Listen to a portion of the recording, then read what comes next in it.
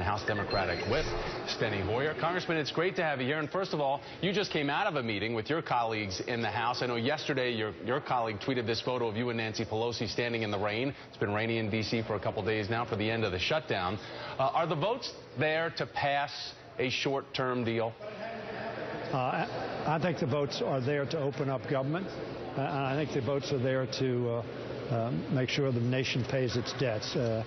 Now, we don't know the time frame of that, but the answer to that is yes. Now, if we're talking about something unreasonable, maybe not, but if we're talking about a reasonable period of time during which the president has indicated he would sit down and talk about alternatives. In this case, however, both sides say they want government open. Both sides say they don't want the government to default. So it seems that we're in agreement. We ought to have a bill on the floor to do both of those and pass it today. Unfortunately, that hasn't happened yet, but it can happen today, and I hope it does. Sir, what do you think about the courting, the conversation that's going to take place at the White House right now between the president and Republican senators?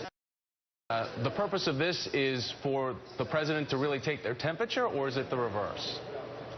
Well, I think the president is prepared to talk to them and to discuss with them, first instance, what they already know, and that is the damage that's being caused by the shutdown in government to no end other than disrupting the people's government.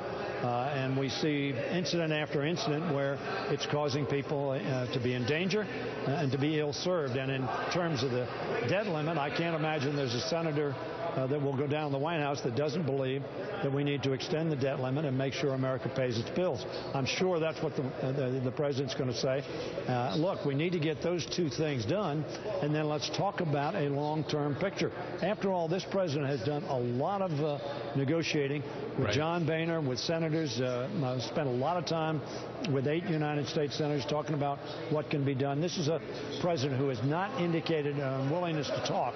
What he has simply said is that he wants the government open, as the American people do, and he wants the government to pay its bills, as the American people do. And beyond that, he's made no demands and taken nothing off the table to further discuss. Congressman, let me ask you, though, what is the way that this is going to work? How do you think it's going to end? Because obviously those on the right, they want to save face.